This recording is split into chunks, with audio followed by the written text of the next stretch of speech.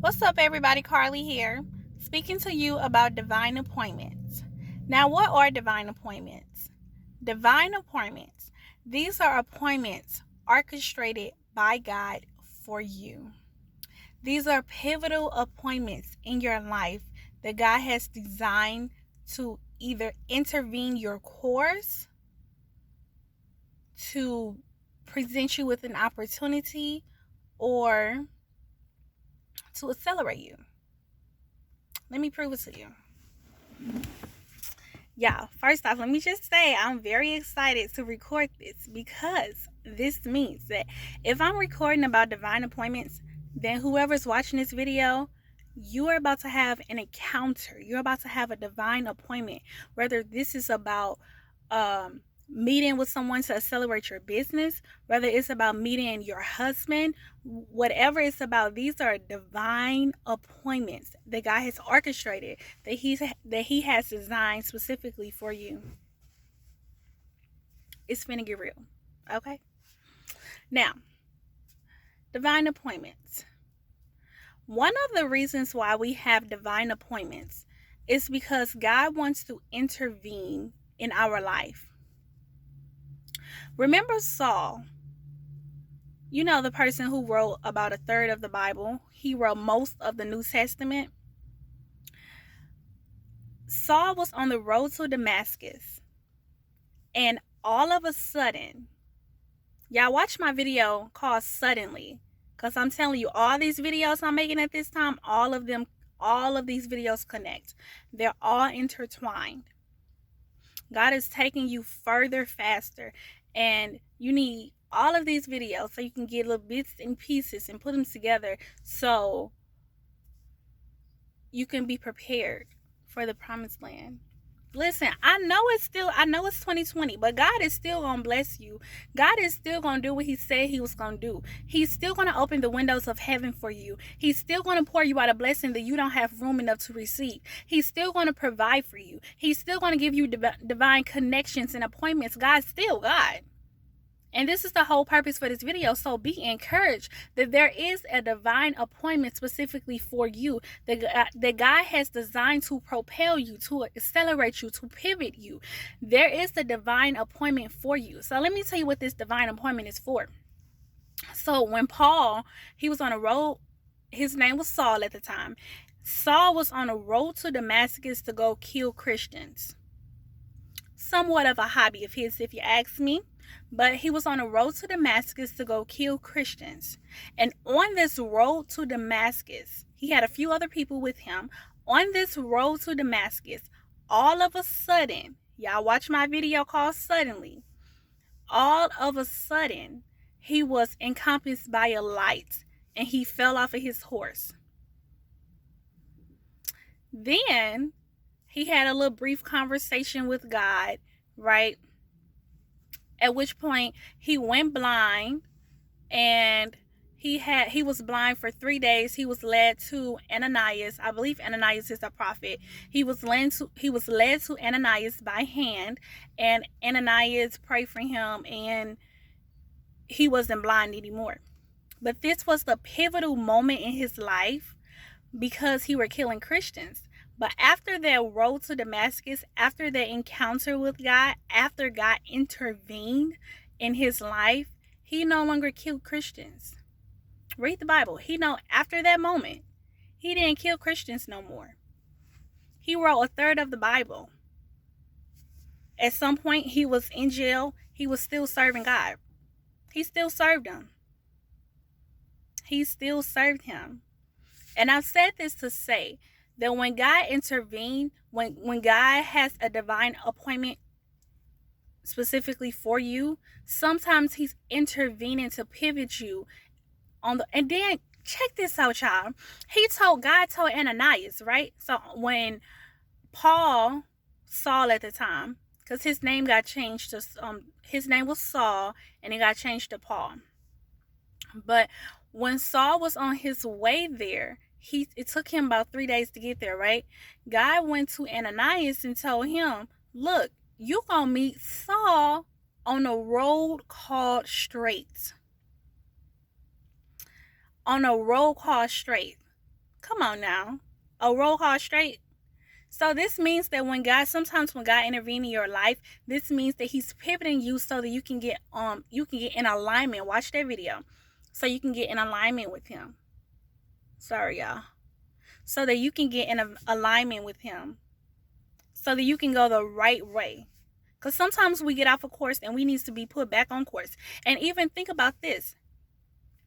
Sometimes you have divine appointments for marriage. Remember when, what's his name? Abraham. Remember, Abraham was getting ready to die, and he wanted to make sure that his son Jacob was married, right? Before he died. And this was right after his mom's death. And the Bible said that he was grieved because his mama Sarah died. So, anyways, Abraham went to his servant and told him, look, I want my son to get married. Go to this place. Make sure you find him a wife. She can't be of a certain tribe or whatever, right? He said, cool. He went to that place, and the servant prayed to God, asking God for a sign. He said, if the lady, I think, offer him water to drink, that's how he's going to know that that's his wife. And Rebecca, she just so happened, well, I'm sorry, y'all. I don't know what. This is embarrassing. I'm sorry. It just came out of nowhere. I'm so sorry. But Rebecca just so happened to come down there and offer him water to drink. So that was a divine moment. That was God intervening for the sake of marriage. And we know the story, she ended up marrying Jacob, right? To make a long story short. But there is a moment in your life where God wants you to meet your husband or your wife, whoever watching, whichever one. There's a moment. So sometimes God will intervene for connections so that you can meet your husband, so you can meet your wife, right? So God intervenes so that He can pivot you, and God also intervenes so that He can change your relationship status, if you will. Then sometimes God will intervene to change your name. This out of all the 3 examples I'm giving y'all, or reasons, this is my favorite one. It's hot in this car, y'all. I'm sorry. I turned off the air. Okay, look, y'all can see me now. I turned off the air so y'all can hear me, but I'm hot. Okay? So please excuse me if I'm moving around. It don't take much for me to get hot, but whatever. Nevertheless, so God will intervene to change your name. Remember Jacob, right? We just finished talking about Jacob. Remember Jacob in Genesis 32. He wrestled with an angel, right? And at the time when he began to wrestle with an angel, his name was Jacob. By the time he finished wrestling with an angel, which was really God, by the time he finished wrestling with him, his name was Israel. So the angel told him, he was like, look, let me go. It's daybreak. Let me go. Right? He said, no, I'm not going to let you go till you bless me. And then he asked him, he said, what is your name? He said, Jacob. He said, your name is now Israel. Now, let me tell y'all why it was so important for God to intervene specifically in that moment. Because when you get your name changed, your identity changes too. Now, women, we know this because we have to lose our last name when we get married, right? But it's true. Like, anytime your name changes, you get a new identity. Now, watch this. That was chapter 32. Chapter 33, the following chapter, he went to meet with his twin brother Esau, the one that he tricked into giving him his inheritance, the one who, in my opinion, he betrayed. That one. The one that he ruined his relationship with. He didn't have a relationship with him after he betrayed him and took his inheritance. It has been years. In fact, if I remember correctly, I believe Esau was trying to kill him once he came to himself. And he had to go ahead and go on by his life. He had to flee. And his mom helped him. But understand, that was their relationship. They were at a, if I see you, it's on site. Y'all know when y'all be beefing with people and y'all be like, it's on site. Period. I ain't got no words for you. I ain't got no rap for you. I don't care where we at. It's on site. That's how his brother was with him. And it had been years since he seen him. So imagine him missing his brother, him not being able to talk to his brother because how wrong he did him having the guilt, him having to raise his family, have his own family, and his family don't even know his brother. Imagine all these feelings that he's had, right? With his brother. Anyways, chapter 33. This is the chapter where he meets his brother.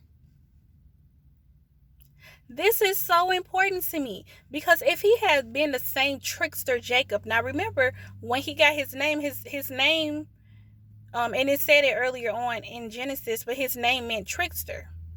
But his name changed to Israel, right?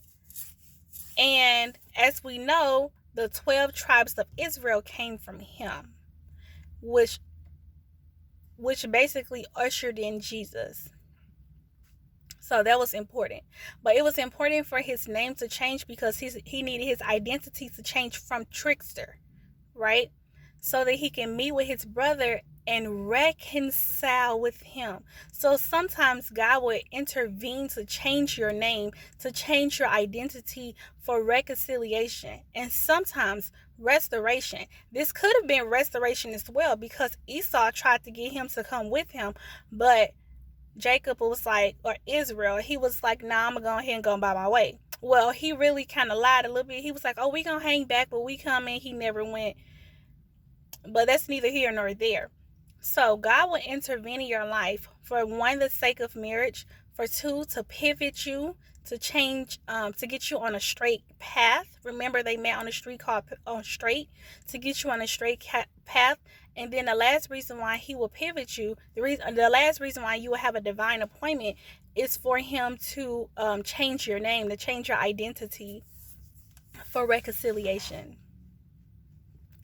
So I want you to know that God has not forgotten you. He has not forgotten your struggle. He has not forgotten your prayers. He hears your prayers, and he wants you to know that there is a divine appointment for what you've been praying for. You're getting ready to have an encounter with God, and this is going to change the trajectory of your life. So be encouraged.